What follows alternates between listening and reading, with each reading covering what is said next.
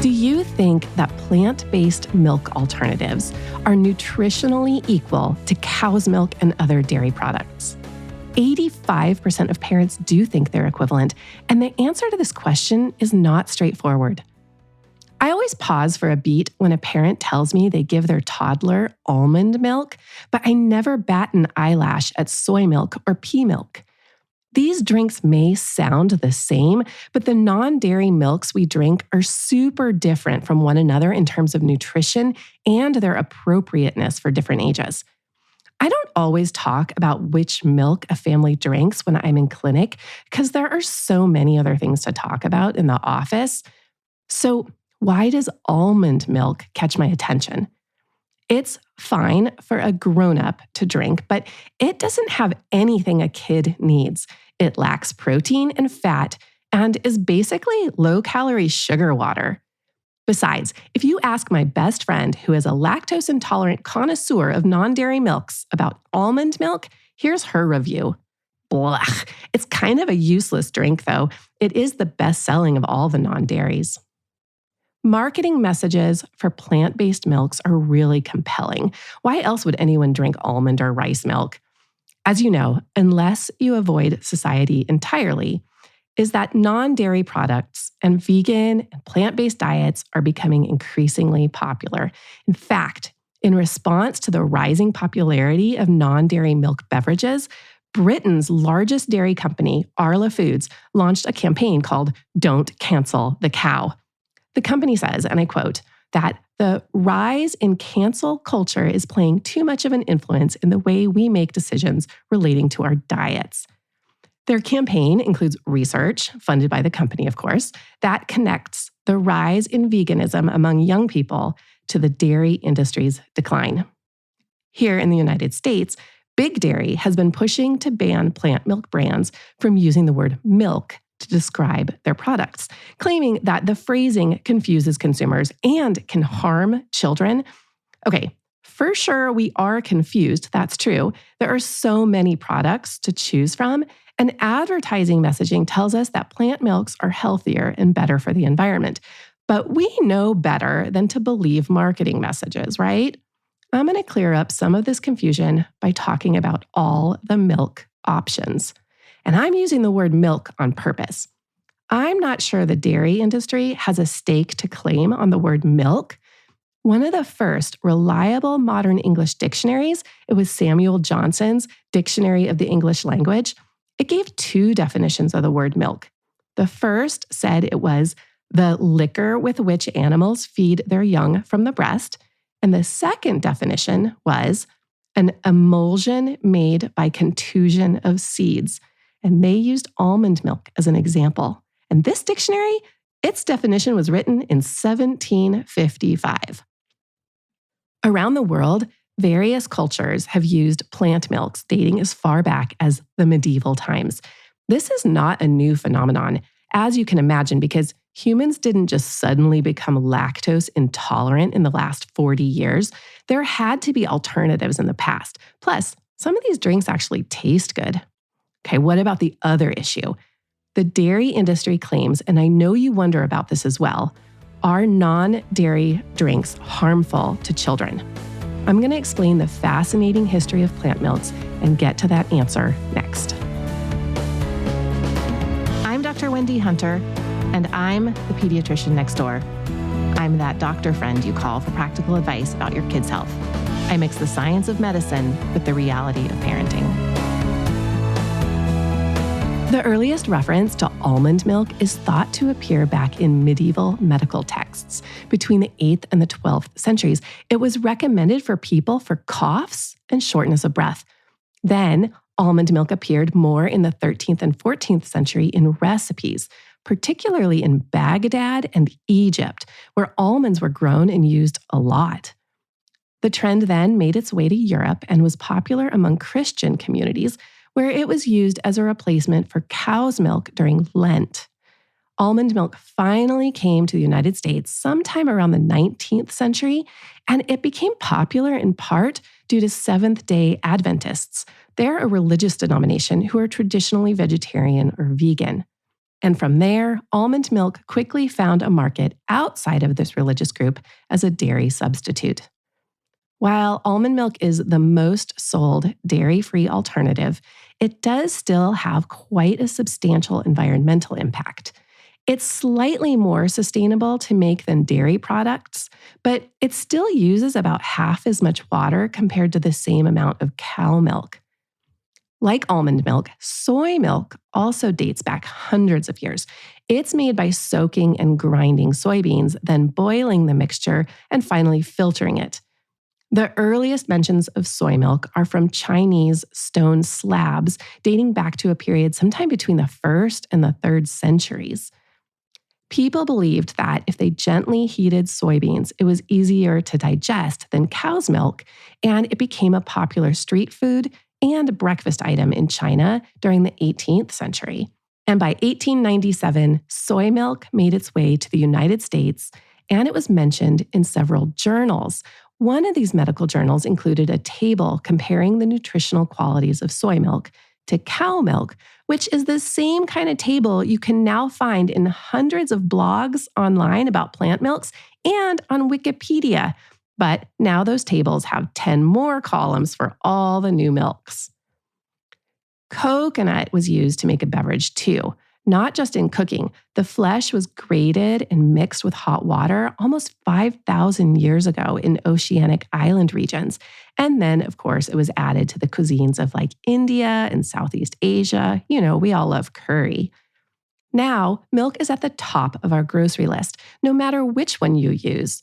Cow, one of the plant-based ones, or even the highest protein content milks like goat, reindeer, and elk. Yes, there actually is a study comparing reindeer and elk milks.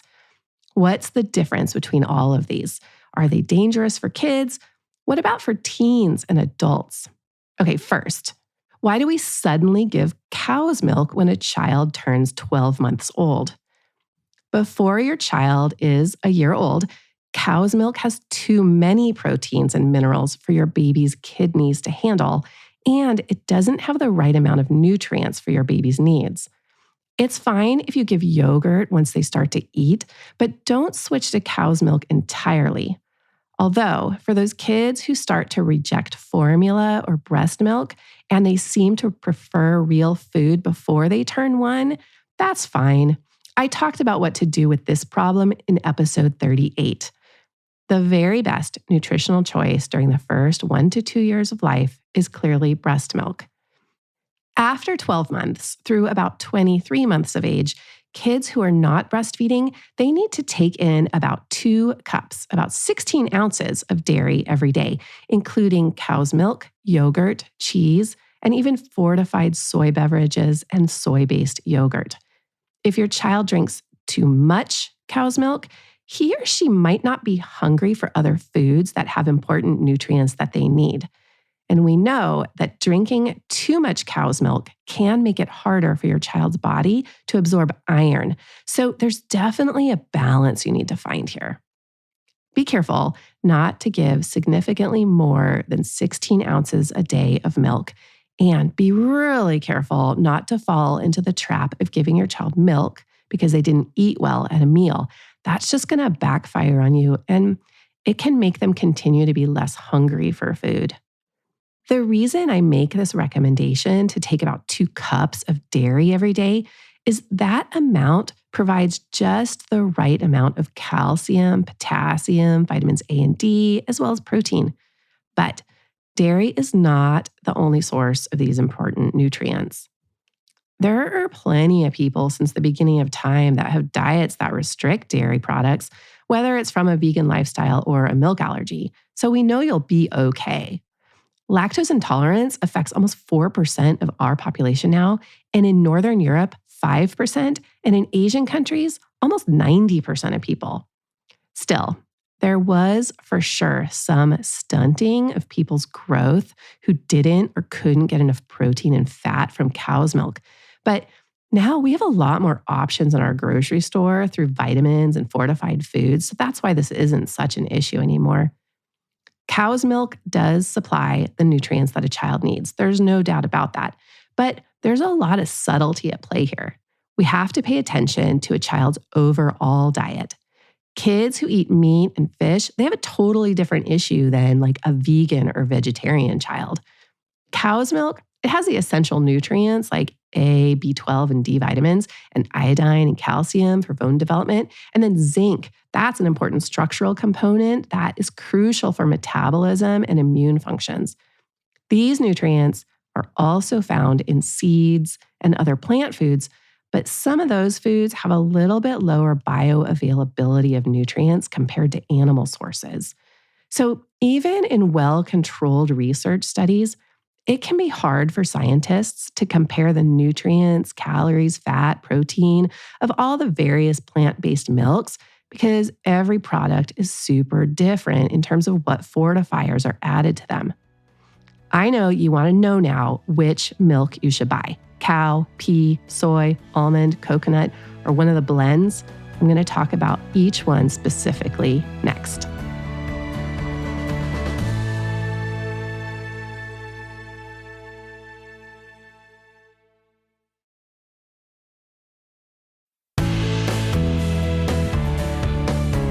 I just told you that cow's milk is the most convenient and the easiest choice to give your child to get all the nutrients they need. So you might have just decided to stick with cow milk, and that's fine.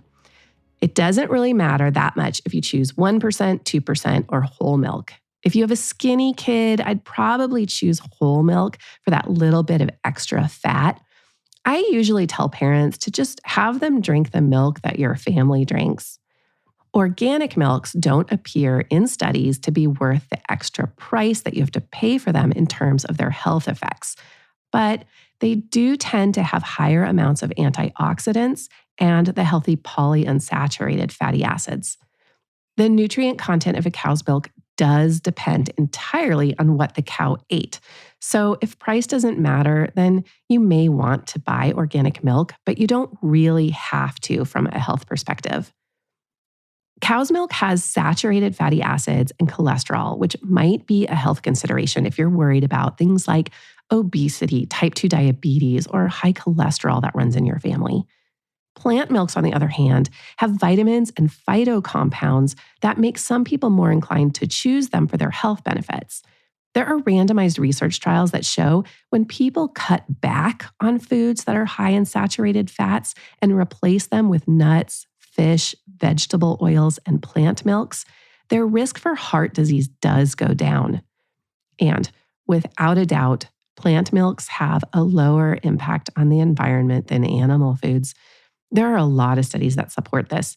However, in the future, dairy farmers are starting to use things like methane digesters to help reduce carbon emissions, and they now use special feeds to try to lower the amount of methane that dairy cows produce. So the impact is getting lower.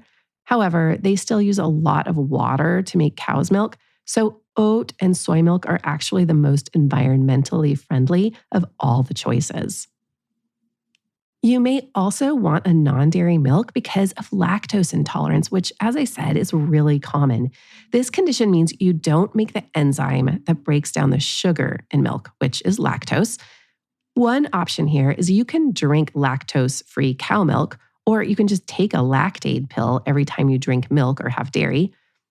Cow's milk protein intolerance, which is different from lactose, which is the sugar in milk. We're talking about protein here. This should not be a reason to choose a non-dairy milk for your child. The large majority of kids who are intolerant to milk protein, they outgrow it by 9 months of age. So regarding plant-based infant formulas like soy or the pre-digested hydrolyzed formulas, that is truly a medical concern, and you should discuss the options with your child's doctor. Obviously, if your child is actually allergic to cow milk, you're going to have to choose another option. Probably the best tip I can give you overall is to read labels on all the dairy alternatives. Alternative milks sometimes have a lot of added sugars, so that's probably the first thing you should look for. And it's best to choose one that has added vitamin D and calcium. But I've always recommended that everyone take a vitamin D supplement anyway, so it's not so important if you're already taking one. Alternative milks tend to have less protein and fat and less calories in general, and they tend to have more water in them, which can mean better hydration. So, for teenage athletes, plant-based milks might actually be a good choice if they like the way it tastes. Having less fat, protein, and calories could also be a plus for adults who are watching their calories. But for kids, the lower fat content, the lower protein and calories, they may be a consideration because kids still do need protein and fat for growth. In fact, there was a study that found an association between non-cow milk consumption and lower childhood height. It was a team from the Canadian Applied Research Group, and they analyzed data from over 5,000 kids between age 2 and when they turned 6 years old. The researchers looked at each child's daily intake of cow's milk, as well as their daily intake of non-cow's milk, and compared with children who drank cow's milk, those kids who drank non-dairy milks were shorter than average for their age. For the average 3-year-old, the team identified a difference in height of 1.5 centimeters when comparing a child who drank 3 cups of non-cow's milk daily compared to a 3-year-old who drank 3 cups of cow's milk. That's about 0.6 of an inch difference, so I'm not sure how clinically relevant this is. The study was not designed to identify the reason for the link between non-dairy milk and shorter height, but the researchers think it might be because of the lower level of proteins in non-dairy milk. The lead researcher in this study pointed out that the nutritional content of cow's milk is actually regulated in the United States and Canada, but the nutritional content of plant-based milks, that's not regulated. That means that the nutritional content varies from one non-cow's milk product to the next, particularly in the amount of protein and fat. So the conclusion of the researchers is that parents should know when products are being marketed as being equivalent to cow's milk, that they aren't the same in terms of effects on growth. Non-dairy milks don't measure up to cow's milk for kids under age 2. We know that. And there hasn't been any research about older kids and adults. So if you want a dairy-free alternative, there are 2 of them that provide similar amounts of protein and vitamin D. They are soy and pea protein. Soy milk tastes good. Unsweetened soy milk has about half as many calories as cow's milk, but almost as much protein. It does have less fat, and it even has a little bit of fiber, and it usually has just as much calcium. Though the truth about calcium is that most people get plenty of it from their regular, well-rounded diet, and it's not that crucial to get it from milk. I know, it's kind of surprising. The boxes of soy milk on the shelf, not the ones in the refrigerator section, they often have the fewest ingredients. Like a lot of them are just water and soybeans and don't have any added oils or other additives that you don't really need. So this might be a convenient way to keep milk stocked in your house and reduce trips to the store. Soy milk has all the essential amino acids and is the most nutritionally balanced and closest in nutrient profile to cow's milk. It's also great for baking with and using in mashed potatoes. It has enough fat and protein, so it works well in a latte. And when you bake with it, it browns well. Pea milk also tastes great, and it has almost as much protein as cow's milk. The brand that dominates the market here is called Ripple. It is nutrient rich, but it's also the most expensive, and it's a little more highly processed than the other options. It's my top choice if you have a milk and soy allergy, which is fairly common to have both of those. It also works great in lattes and baked goods. I also like pea protein milk because it has fiber, protein, and calcium, as well as omega-3 fatty acids. It's actually made from yellow split peas, and it has a little bit of oil added to it. A lot of plant-based milk manufacturers add oils to improve like the mouth feel. And one other feature you can look for among the milks is you can look for a label that says barista blend. They have added emulsifiers and other additives that make the milk frothy when it's steamed. So if you're frustrated with gross, watery steamed almond milk, try a non-dairy milk made for steaming or choose oat, pea, or soy milk. Grain drinks like oat and rice have a lot of simple sugars, so they're not the best choice if you're already eating simple carbohydrates at breakfast like cereal or breads or biscuits. In the first 5 years of life, rice-based drinks are not a good idea because there's possibly arsenic in it. Because when rice grows, it pulls arsenic from the soil and the irrigation water, and it concentrates it into the plant.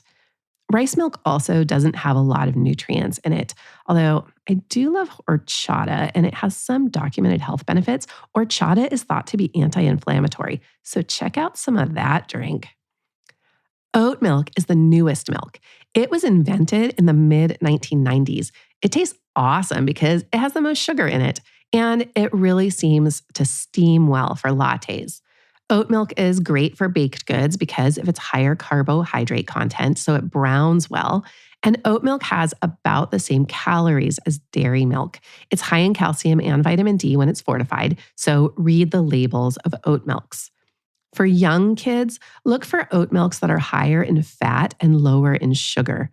It also is low in protein, so be sure that kids eat foods that are protein rich if you primarily use oat milk at home. The other choice out there that deserves an honorable mention is the almond cashew blend.